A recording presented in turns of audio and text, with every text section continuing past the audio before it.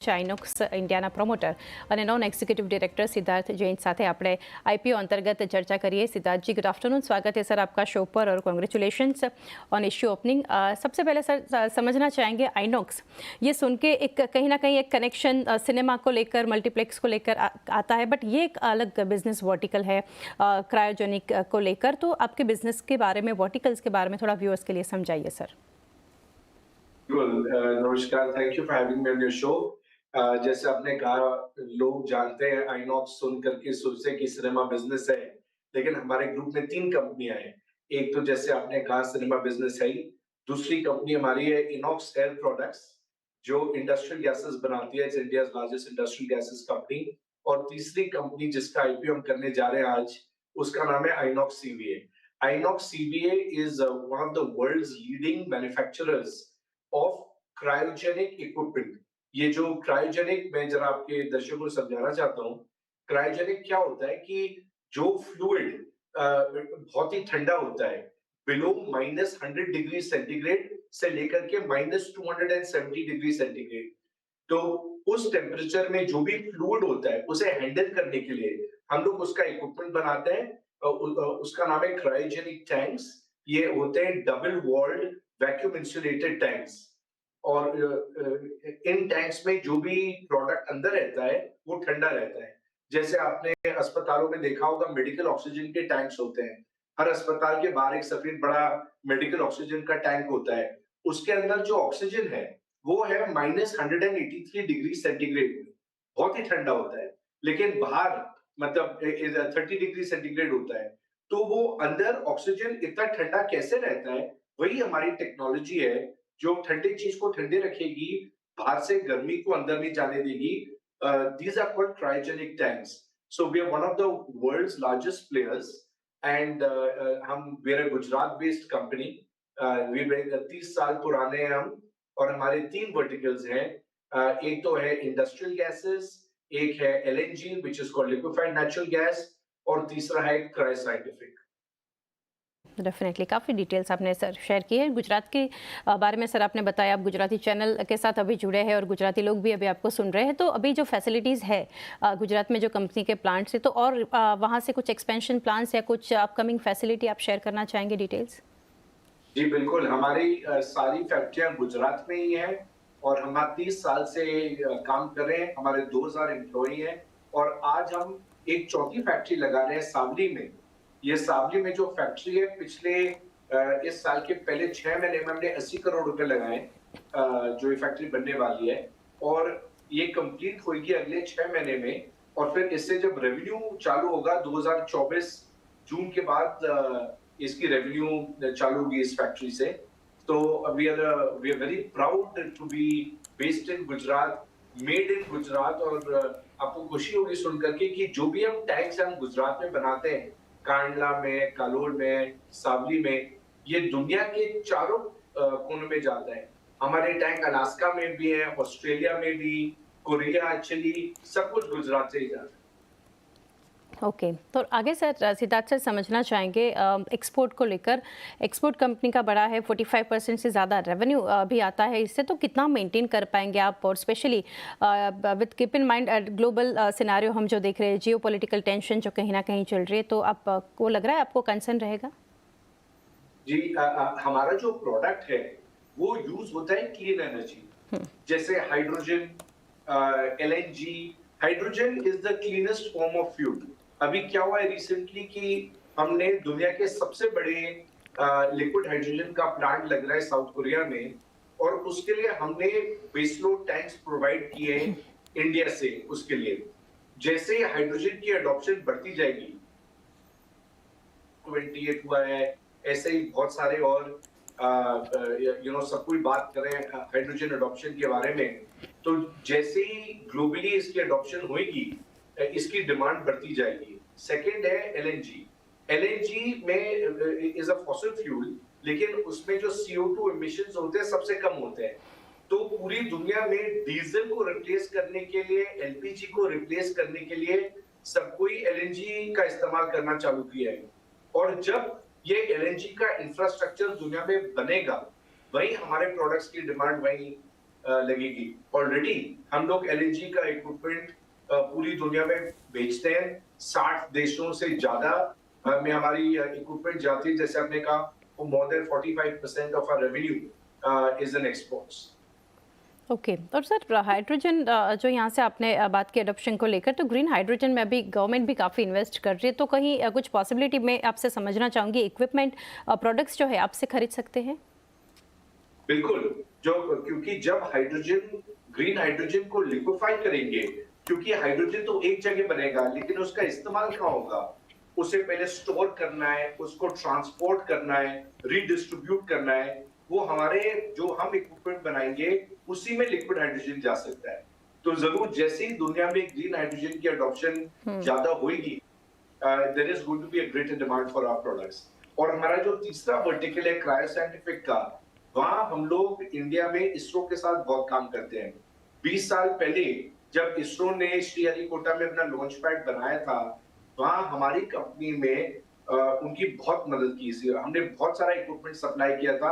सारे जो cryogenic system है वहां के, जो लॉन्च पैड के सिस्टम है, तो जब आप आज देखते हैं कि चंद्रयान 3 का लॉन्च हो रहा है या जो भी रॉकेट्स का लॉन्च हो रहा है, वो उसी लॉन्च पैड से हो रहा है जहां हमने काम किया था। और पिछले 20 साल में उस लॉन्च पैड के बाद हमने बहुत सारे और काम किए इसरो के साथ। इस वजह से हमको ग्लोबल स्पेस कंपनी से भी और बिजनेस मिल रहा है। हम ग्लोबल स्पेस कंपनीज को भी यहाँ से सप्लाई करते हैं। ओके और सर अभी ग्रोथ के फ्रंट पर बात करें, इनकम ग्रोथ कंपनी की देखें या फिर सीएजीआर ग्रोथ है, प्रॉफिट आफ्टर टैक्स का ग्रोथ देखें, काफ़ी अच्छा बेहतरीन परफॉर्मेंस कंपनी का देख रहे हैं, तो अभी इसके बाद कुछ बदलाव आगे आप देख रहे हैं? जैसे आपने सही बताया, पिछले 3 साल में हमारी सीएजीआर 27% है। इस साल पहले 6 महीने में हमने 580 करोड़ की सेल हुई है। EBITDA हुआ 145 करोड़ और प्रॉफिट आफ्टर टैक्स 103 करोड़। ये सिर्फ 6 महीने में है। तो अगर आप एनुअलाइज करें, आपको दिखेगा कि the growth has been relatively healthy and we hope to continue. ये से जो मार्जिन हमारे हैं, we hope to continue that in the future. Okay और सर एक जो चीज़ है कंपनी के ग्रोथ ट्रेजेक्टरी को समझने के लिए, जैसे फॉर एग्जांपल अगर आइनॉक्स की अगर बात करें तो सिनेमा को कैसा रिस्पांस मिल रहा है, फुटफॉल कैसा है, एक फिल्म को कैसा रिस्पांस है, उससे समझ सकते हैं। बट अगर ये B2B ड्रिवन बिजनेस है तो उसको समझने के लिए क्या आपको यहाँ से कुछ पैरामीटर्स लग रहे हैं या फिर कैसे समझ सकते हैं कंपनी के ग्रोथ को? जो हमारा पहला वर्टिकल है इंडस्ट्रियल गैसेस, वो ग्लोबल मैन्युफैक्चरिंग जीडीपी के 2x पे चलता है। तो अगर इंडिया में जीडीपी 7% पे है, तो normally industrial gases vertical 2 times that चल रहा है, 14% पे ग्रो करेगा। लेकिन जो एलएनजी है या क्रायो साइंटिफिक है, उनमें कुछ ऐसा मेट्रिक नहीं है जो हम यूज कर सकते हैं। जैसे आप पूछ रहे थे, क्योंकि we are in a specialised customised engineering manufacturing arena which does not have any. जो अगर आप एलएनजी देखें, it is being designed to replace the world's diesel infrastructure. हमारा बेस आज इतना छोटा है कि इसका कोई मीट्रिक ही नहीं है कि कितने देशों में ये होने वाला है। लेकिन जैसे ही ज्यादा एलएनजी की सप्लाई चालू होगी, जैसे इंडिया में आई थिंक पिछले 1 साल में 2 नए एलएनजी टर्मिनल चालू हुए। अब पहले 4 थे, अब 2 और ऐड हो गए। जैसे ज्यादा टर्मिनल आएंगे, वैसे ही अवेलेबिलिटी ऑफ एलएनजी बढ़ती जाएगी और उसकी वजह से फिर हमारा इक्विपमेंट लगेगा। जी, आगे सिद्धार्थ सर बात करते हैं टॉप 10 कस्टमर्स में 50% ऑफ रेवेन्यू जो है आप ऑक्यूपाई करते हैं, तो क्या रिपीट कस्टमर्स आते रहेंगे या अभी आगे चलकर कुछ और फोकस रहेगा आपका? जी, हमारा तो फोकस यही रहता है कि हम अपने कस्टमर बेस बढ़ाएं। आज तक हमने 1200 डोमेस्टिक कस्टमर्स हैं, 200 से ज्यादा इंटरनेशनल कस्टमर्स हैं। लेकिन हमारी ख्वाहिश ये है कि हम उनका ज्यादा वॉलेट शेयर लें। They buy more and more from us. We already export to 60 plus countries, but our aim through this IPO कि हमारी visibility ज्यादा बढ़े और दुनिया को हमारे जो कस्टमर्स हैं दुनिया भर में, उनको मालूम पड़े कि हम क्या काम कर रहे हैं यहाँ और हमको उनसे उनका ज्यादा वॉलेट शेयर चाहिए। ओके और सर आईपीओ के फ्रंट पर अगर आईपीओ का पैसा जो है वो कंपनी में नहीं जाएगा तो कंपनी के एक्सपेंशन को लेकर कैसे कुछ प्लान से कैसे करेंगे या फिर ऑफिस रखा गया है? तो हमारे कंपनी में कोई डेट नहीं है, मेरे डेट फ्री कंपनी। हमारे पास कैश है, 220 करोड़ कैश सितंबर 30 तक पड़ा हुआ है। We are a free cash flow generating company. अभी अभी हमने 80 करोड़ का एक्सपेंशन कंप्लीट किया है। जो भी वर्किंग कैपिटल है हम अपनी इंटरनल जनरेशन से ही फंड करते हैं। तो we have enough room to grow on our own already, और there is no dearth of capital. जैसे ही ज्यादा डिमांड आएगी ज्यादा इक्विपमेंट्स के लिए, हम अपना कैपिटल के साथ we keep investing in more factories. जी। आगे सर कंपनी के ऑर्डर बुक के ऊपर अगर बात करें तो करंट ऑर्डर बुक जो है उसके ऊपर आप क्या कहेंगे, और स्पेशली एवरेज मार्जिन्स जो है ऑन करंट ऑर्डर वो कैसे देख रहे हैं? हमारा अभी ऑर्डर बुक है कोई 1036 करोड़। उसमें से आई थिंक 52% इंडस्ट्रियल गैसेस में है, 25% एलएनजी में है और 22% क्रायोसाइंटिफिक डिवीजन में। और in terms of margins we have relatively healthy margins, जैसे आपने देखा है पिछले 2-3 साल में, and we hope to continue to have these healthy margins. Okay. आगे सर अगर समझे स्पेशली ओवरऑल अगर सेल्स ब्रेकअप आप शेयर कर पाए between domestic sales and export sales. जी, अभी डोमेस्टिक हमारा 55% है, तो एक्सपोर्ट 45% है। कुछ साल पहले एक्सपोर्ट 30% था। तो in the past few years we been able to increase export sales from 30s to 45%। आगे जाकर के इंडिया भी बढ़ने वाला है, दुनिया भी बढ़ेगी। Our aim is to gain a greater market share of the global cryogenic tank demand. Okay. और सर सिद्धार्थ सर इसरो के साथ भी यहाँ से कंपनी काम कर रही है, तो कैसा फ्यूचर ग्रोथ आप देख रहे हैं और इसके बारे में थोड़ा? देखिए, ग्लोबल स्पेस इंडस्ट्री जो है वो बढ़े जा रही है, सब जगह बढ़ी जा रही है। आपने देखा होगा the interest in space and space research is increasing. ISRO has announced that most probably it's going to be setting up another launch pad. Its desires to do more commercial launches. So, there are अब छोटी-छोटी homegrown Indian space companies भी चालू हो गई हैं। Private sector में government का आपने देखा होगा, they've invited participation of private companies to come and invest in the space industry. So anything to do with space will require cryogenics.